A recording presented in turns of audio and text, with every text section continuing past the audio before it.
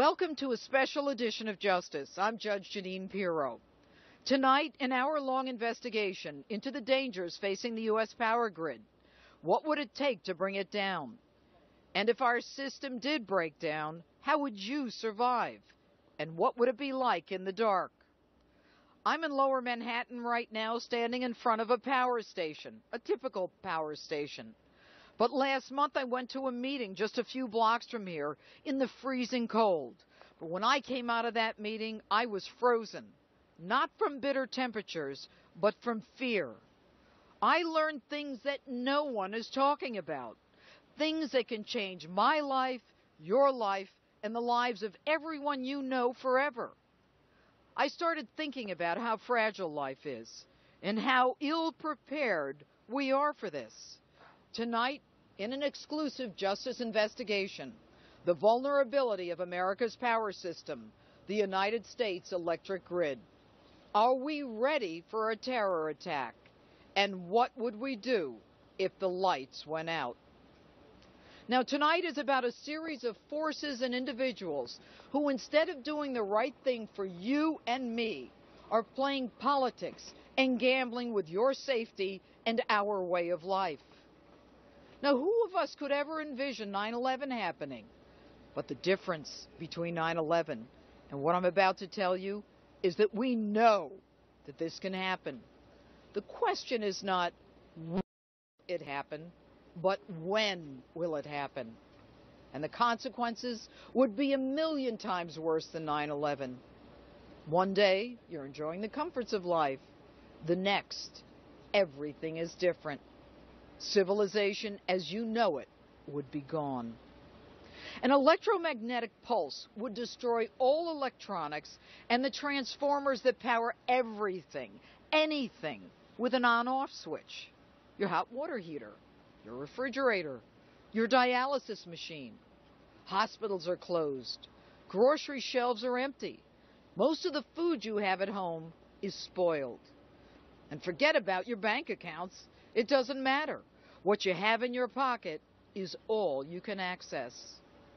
I imagine myself waking up to total darkness, nothing in my home working, food spoiled, water not running. I rummage through whatever last cans of food I can find. I'm alone because my kids and loved ones have no way to get to me. And I'm afraid to leave because it's too dangerous. People are desperate. They're hungry. Our civilization thrown back to the Dark Ages. I'm scared and helpless, and I don't know how I can survive. If there were to be such a catastrophic failure, our death toll would be staggering. A blue ribbon commission predicting mass fatalities, horrific loss of life, some even saying 9 out of 10 Americans would die. This is not science fiction. It's real. And tonight we'll tell you about the ways that it could happen. A solar flare, an electromagnetic pulse, a nuclear device, a cyber attack, or a simple physical assault, all of which would break down our society as we know it. You know, in this complicated world that we live in, many wish us destruction. But it is he who has the capacity, ability, and inclination to act on that ill will against America. It is he against whom we must be ever vigilant. Now, scientists tell us that an EMP created by a nuclear weapon at high altitude is the most efficient way to take out America's electric grid, telecommunication networks, and all critical infrastructures. As I stand here now, North Korea has a satellite the size and weight of a small nuclear weapon, orbiting at an altitude conducive to an EMP attack, and it approaches our country from the south, a direction which lacks early warning or missile defenses. The threat could also be from the sea. Fact, 6 months ago, 2 full-up nuclear-capable missiles on their launchers were discovered in Panama on a North Korean-flagged vessel hidden under sugar bags. Reports are that our grid has already been penetrated by our enemies, leaving behind software programs that can compromise it. Now, there are other ways to take down our grid.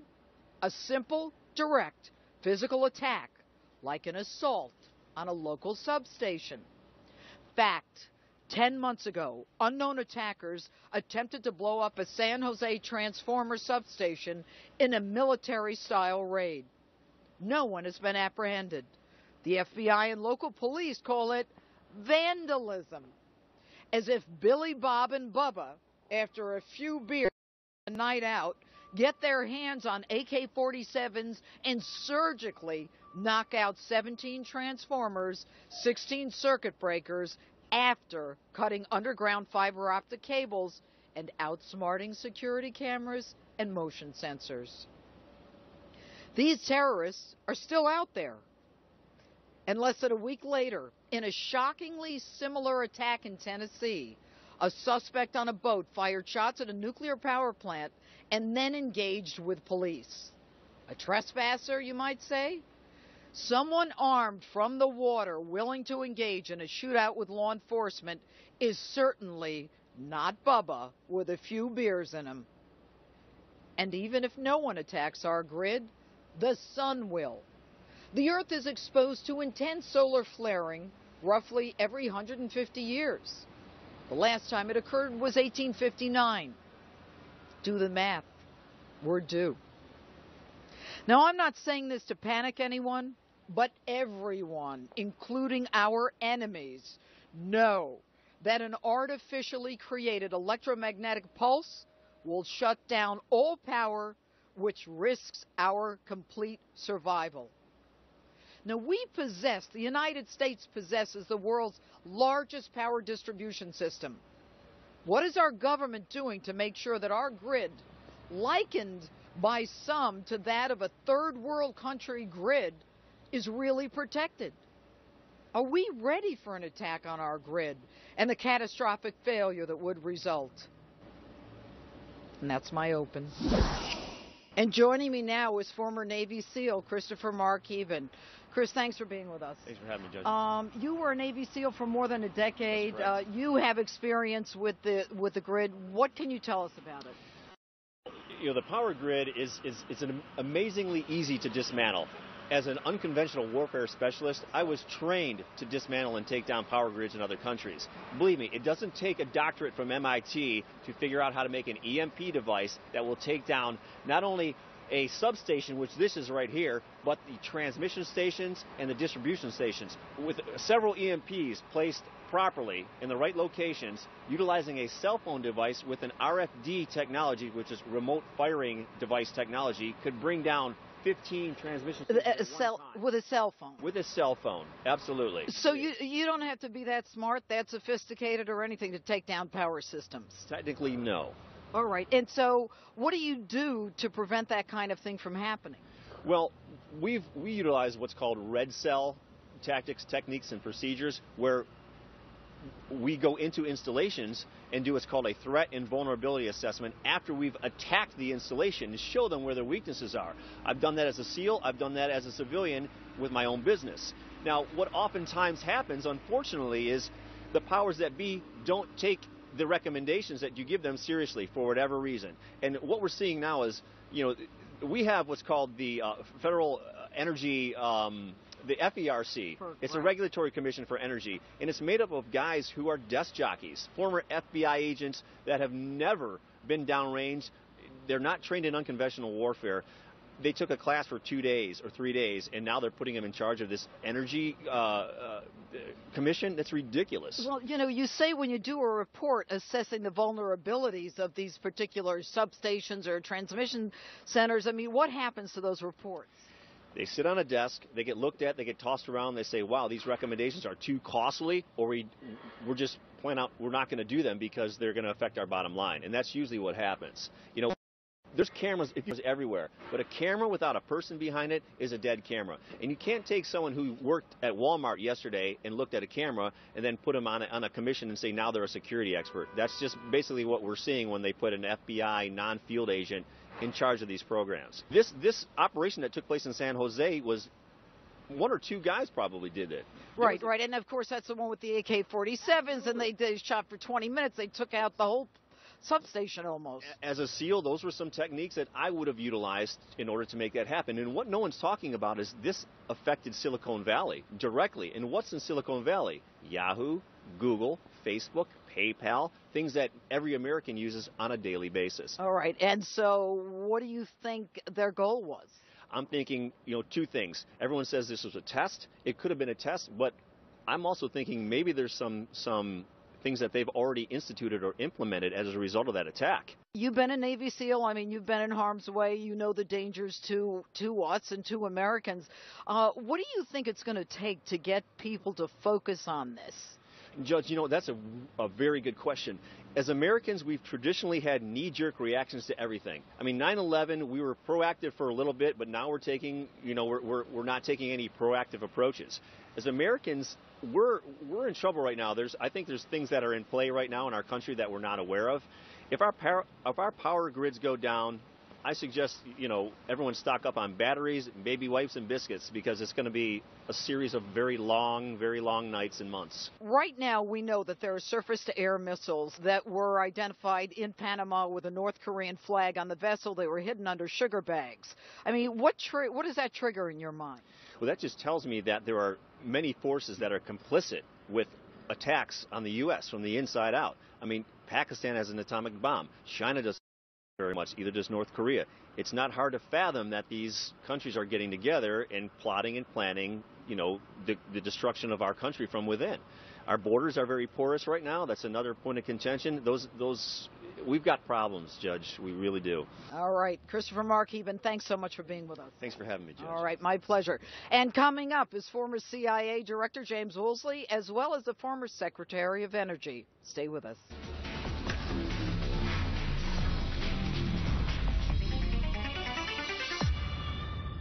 The power grid is vital to our way of life, and by all accounts, it's woefully unprotected. The threat of a terror attack is one that needs to be taken seriously now. So says my next guest, former United States Ambassador and former Director of the CIA, James Woolsey. Ambassador, thanks for being with us. You're on the CIA. You know firsthand how many enemies we have out there. What do you think is the biggest threat to our grid?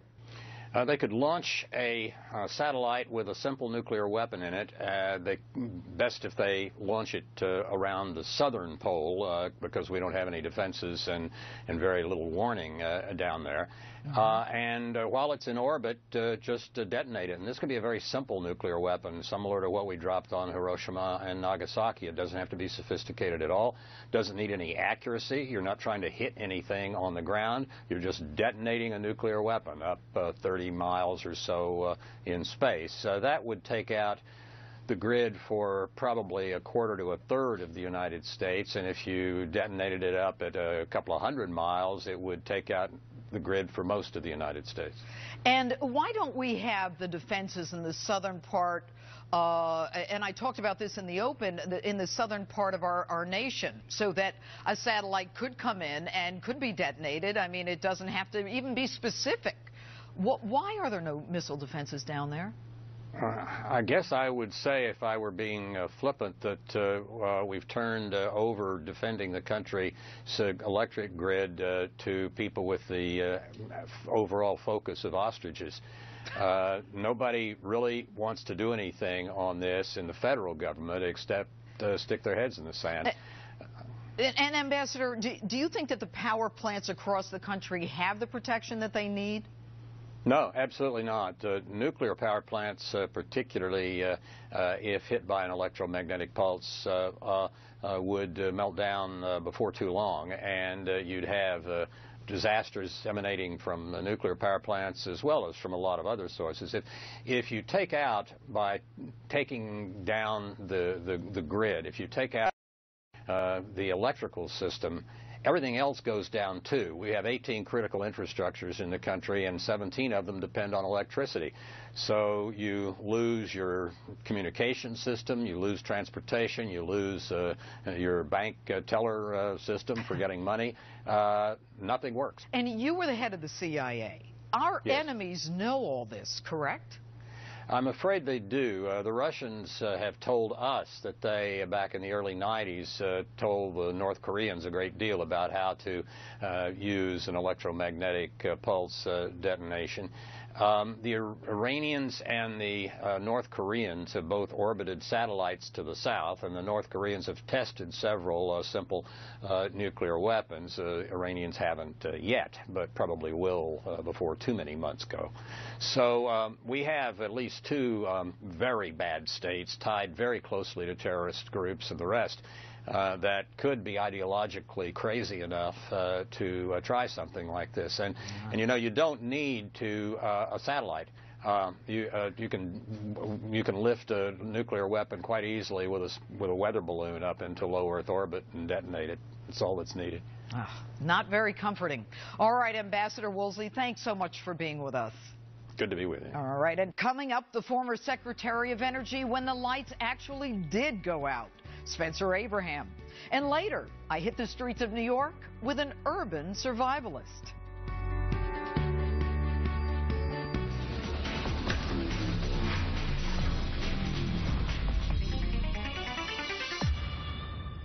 We take for granted when we flip a switch, the lights go on. Or when we turn a key, the car starts. But it seems the United States is not taking steps to reduce our vulnerability. With me, former United States Secretary of Energy, Spencer Abraham. Secretary, you were the Energy Secretary when the lights actually did go out in the Northeast blackout of 2003. What's been done since then to prevent something like that happening on a national scale? Well, you know, there's been a lot of things done, and I think what we learned then was that not having reliability standards that were enforceable at the federal level made it possible for people to do things, utilities and others at the local level, that simply didn't meet the right standards. We did pass legislation to create a federal reliability standard in 2005, and I do think that has improved, but you know, the other thing that needs to happen here, and I always stress this, is that the public has to appreciate the point you made. For the lights on every time, we need to be more open to having adequate supplies of power and having transmission systems that are modernized and up to date. And all too often, what we find are groups, individuals, whoever, trying to stop any new development in these areas. All right. Well, Secretary, listen to what former Transportation Secretary Ray LaHood said on the show a few weeks ago. We know that all of the transit systems that run around our country today are electrified by power grids. If the Northeast quadrant were shut down, it would cause a calamity. And there's no question that that is the case. But this is the United States of America, Secretary. We've got a Congress. We've got a president. We know we're vulnerable. We're not talking out of school here. What is it going to take to get the government, not that they're starting to work together, but the government to really clamp down on the local electric companies and people who control the grid? Well, first of all, I think there is a lot of oversight. You know, in the wake of 9/11, and I was secretary at that time, we met with Tom Ridge, who became Homeland Security Secretary, and I worked together and met with, on regular occasions, the people that run these systems to try to help them do a better job. A lot of information is shared between the companies and between the government and the companies. I don't think there's been a massive failure here. I think there is always the ability to improve things. But I do think we have to have cooperation, not only from the local utilities, but from the citizenry itself. And I think for people to object to every new power project or transmission system upgrade is a contributing factor. All right, Secretary Abraham, thanks so much for being with us. Judge, good to be with you. Thank you. And coming up, this should be a bipartisan issue. So are laws designed to protect the grid and Americans being stalled in Congress?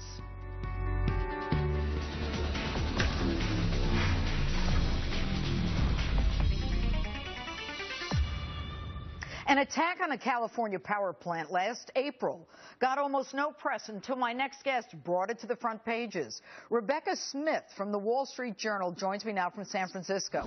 Rebecca, you were all over this, and, you know, it's 10 months later with little or no press other than yours and virtually nothing done in terms of an arrest. Why do you think this went so unreported until now? I think because the people who had knowledge of what happened, for the most part, didn't want us to know. And that is to say the utility that was afraid of copycat attacks and the FBI and other law enforcement that hadn't been able to crack the case. Well, you know, when you say copycat attacks, I mean, isn't it important for the FBI and the local power companies to recognize the vulnerability and then kind of use this as a reason to protect our grid? I mean, it's nice to say we don't want a copycat, but it's not like the rest of the world doesn't know this. Absolutely. In fact, I would say you don't want a copycat, but in fact, the cat is out of the bag. We had the attack. They brought down a major substation that supplies power to Silicon Valley, and there are plenty of other, even more important, critical substations that are equally vulnerable. All right, and you said right off the bat, again, to your credit, Rebecca, that this was not an amateur operation. Why? I think, you know, and you're a former prosecutor, so you know all about sifting through evidence. Since we don't know who did it, there haven't been any arrests, we don't know what the motive was. But there are plenty of pieces of evidence that suggest something was very well planned. To begin with, they started by cutting fiber optic cable, 3 Communications and AT&T. Underground fiber optic. Underground in vaults. Very difficult to lift up those lids. They knew just what to cut. They cut it in such a way it was hard to repair. Then they moved to the substation a few minutes later, and they targeted pieces of equipment that could cause great damage without causing a fire or something that would have been a massive explosion or fire that would have attracted attention. As you know, Judge, this substation sits right next to a major freeway. So there are people passing by at all times of night. I don't think they wanted to draw attention. Well, and in addition, they had the AK-47 shooting, almost sharpshooting, military-style raid for almost 20 minutes, and I think they took out how many transformers? They took out 17, and the thing that's important to note, I mean, the utility will say, you know, it's bad, but people didn't lose power.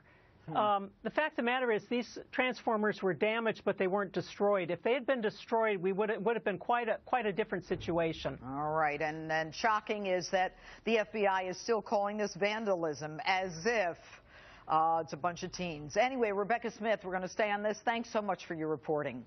And I'm joined now by Maine State Representative Andrea Boland, who fought to have emergency legislation passed in her home state of Maine that would protect the grid from both a natural disaster and electromagnetic pulse.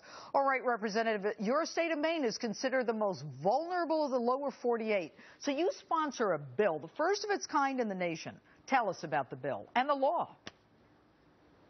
What the bill asked for was to put protections on the major transformers and the grid in Maine as a requirement for going forward with any expansions that they want to do, and to also put them on the current expansion that is underway. What happened was when these fabulous experts came to Maine, they opened up the understanding of the Utilities Committee so broadly that they understood it was a huge issue, and they passed a bill out of the committee unanimously as emergency legislation. There is an estimate that it would cost homeowners $2 each to upgrade the grid or to provide the security that you would need in the state of Maine. Is that correct? That's right. It would cost about $2 per year per household for about 4 years. So as one of the experts' comments, it's the cost of a movie ticket. Even less. I don't know where you're going to the movies. Anyway, thank you very much, Representative Boland. Thank you.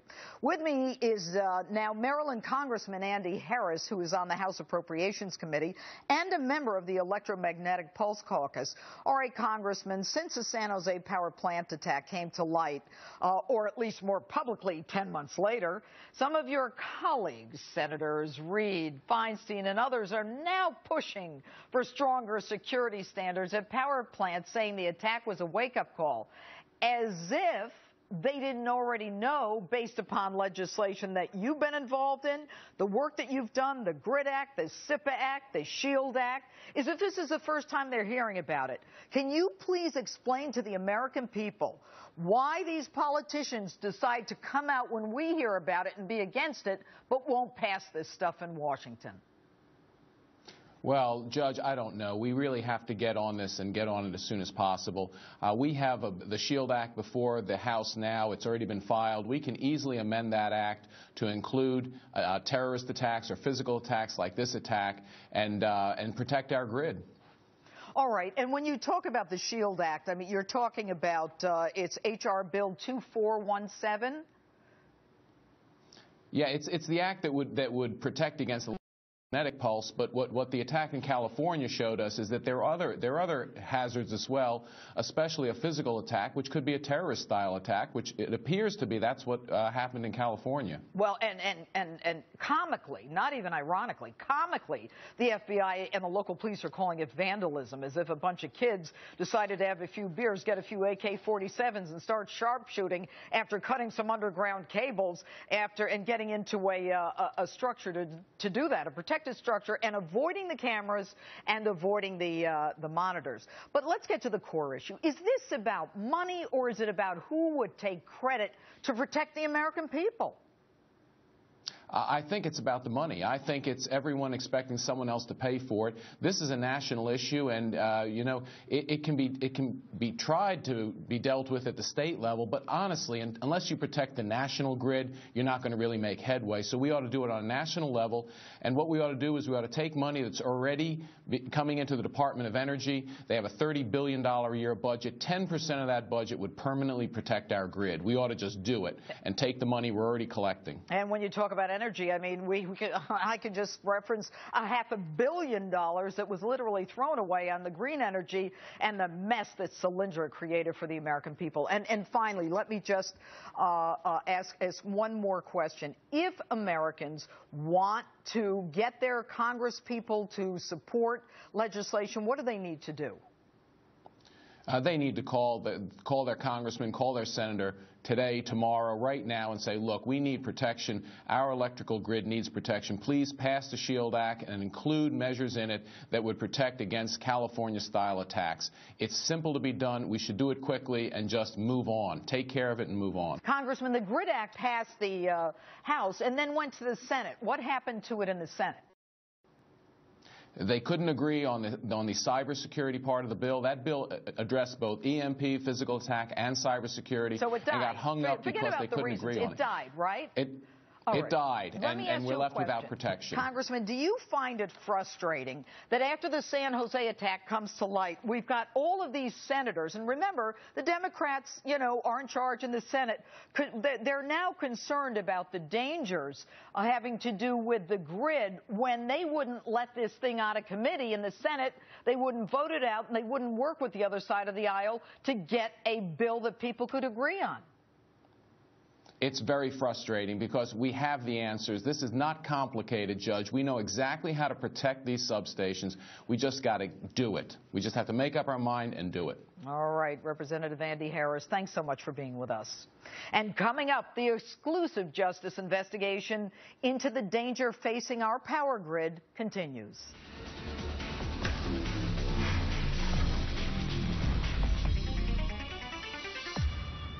Welcome back to Justice's continuing investigation into the dangers facing the U.S. power grid. Now, you might be thinking, this could never happen. It sounds like science fiction. Let me assure you, it's real. With me now, a man fighting to convince the nation and our leaders of this danger, former Deputy Assistant Secretary of Defense for the Nuclear Forces in the Reagan administration, and now President of the Center for Security Policy, Frank Gaffney. Frank, first of all, thanks for being with us. I want you first to look at an animation, and maybe you can explain to our viewers how power gets from the beginning to their homes. Sure. Here we go. There you see the generating site. That's a classic, probably gas-powered, I would guess, stepping down to get the bulk power distributed as efficiently as possible through to the places that need it, namely the industrial sites, and then stepping down to getting it to people's homes through underground power lines in some cases and above ground power lines elsewhere. And you see here a pole transformer, which most people are probably familiar with. Those are basically a dime a dozen. The ones that are very, very hard to come by and that are essentially effectively irreplaceable are the high voltage transformers that you saw in that step down that's really critical to the backbone of the grid. A couple of questions.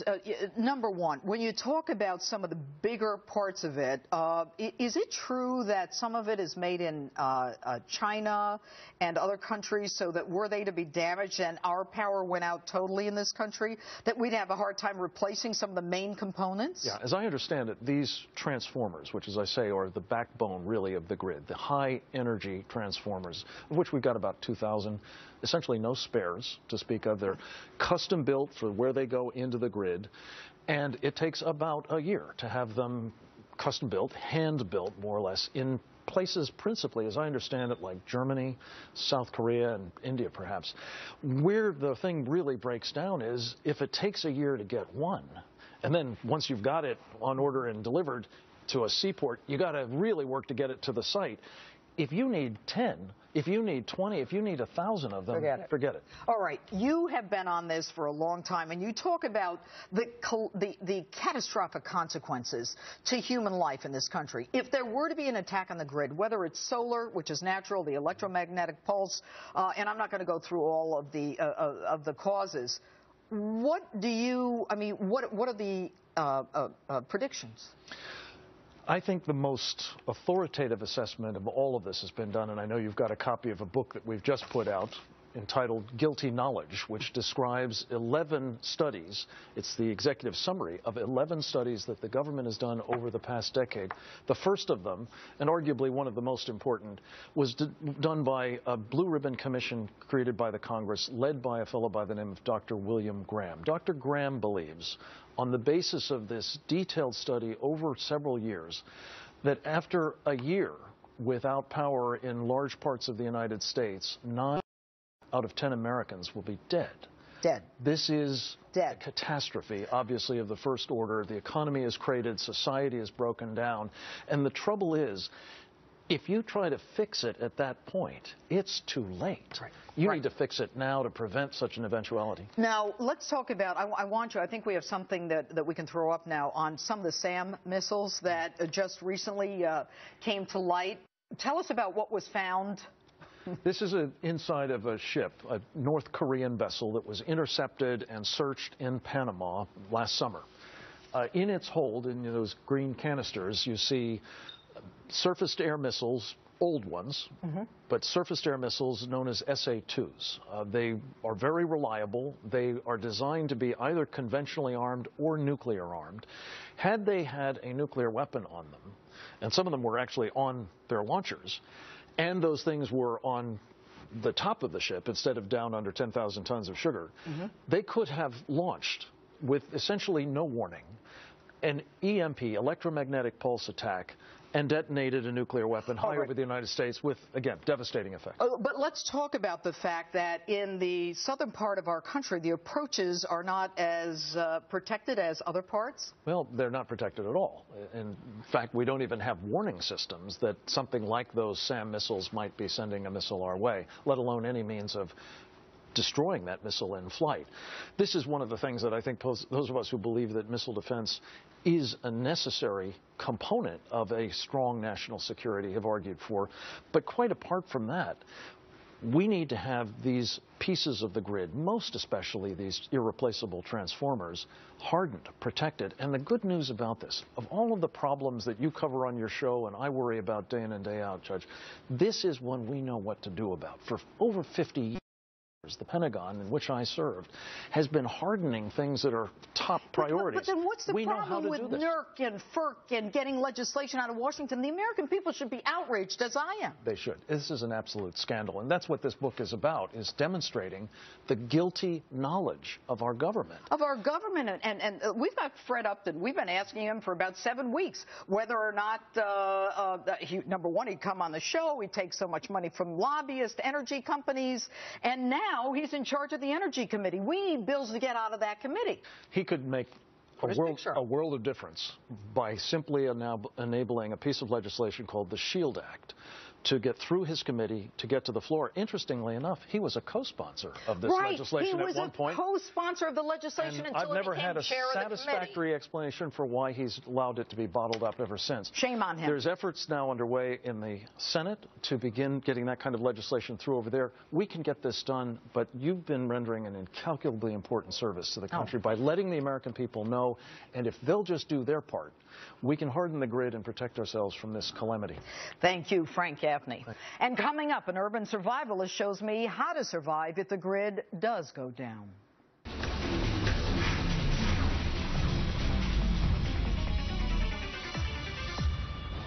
We're back with our special justice investigation into the safety of the United States power grid.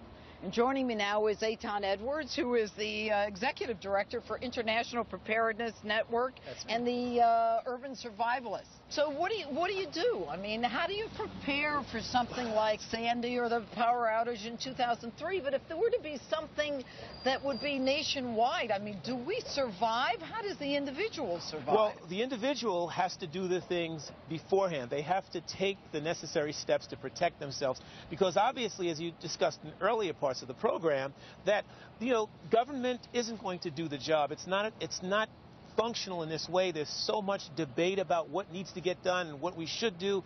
What the people have to recognize is they have to do for self at this point. And the only way to protect yourself from a catastrophe of this magnitude is to take the precautionary measures that you need to do before it happens so that you know when it does. So what do I do? I mean, look, we live in a society where everything is fast food, immediate gratification. You pull into a drive-through and you get lunch and you're happy. Right. How do I survive if I have no food? Well, okay. Well, you do it like you have like a threat assessment, which is to say, well, what's the problem? And then you develop what the solutions are to the problem, okay? So we have a blackout, a large-scale power outage, which would, of course, if it were reduced by EMP, it would be a long-term catastrophe instead of a short-term. So then how do I survive? So you've got to take, well, what do you need? You need food, you need water. You can get them in camping goods stores, you can get them online. There are all kinds of specifically freeze-dried food, because dehydrated food just comes dehydrated food. Freeze-dried is already prepared. So all you really need is some water and a source of heat to heat it up.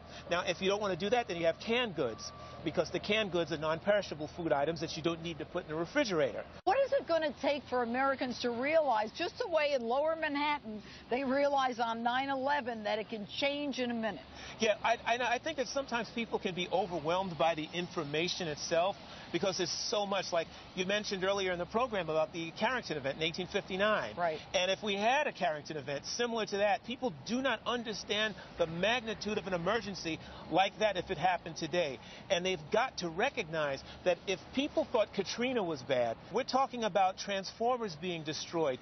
The power transformers themselves, they can't be repaired. They have to be replaced. Eitan, what would you say to people who think that preppers or what we're talking about is like a fringe movement? Well, I mean, obviously that there are different degrees of prepping in that respect, but I can tell you this much. In times of trouble and in times of chaos, it's the preppers who are going to have food. It's the preppers who are going to have water. It's the preppers who are going to have first aid. It's the preppers who are going to have all of their medications. So it depends on what you want to look at it, but you know what they say. It's better to, to have and not need than to need and not have. All right, Eitan Edwards, thanks so much for being with us. Thanks for having me. We appreciate it. What you've just seen and heard is the very, very possible future if we do not do something to protect our grid. What's even more frightening is that this can be prevented.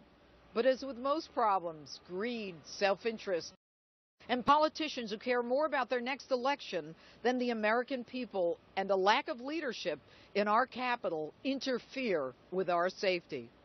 The shame is that the principal federal regulator that establishes standards for local power companies is also tasked with promoting the interest of the utilities. Now, how do you regulate and promote private companies at the same time? The legislation intended to protect us has been blocked in Washington again and again. There is one bill that can help us prevent this catastrophe and remedy our vulnerability. And make no mistake, It can be remedied. Politicians are blocking that bill. They're playing politics with our lives, and we cannot tolerate this. This is a nonpartisan issue, one of the most important in Washington today, and it's not going away. I'm not afraid to say that this scares the hell out of me, and it should scare the hell out of you, too.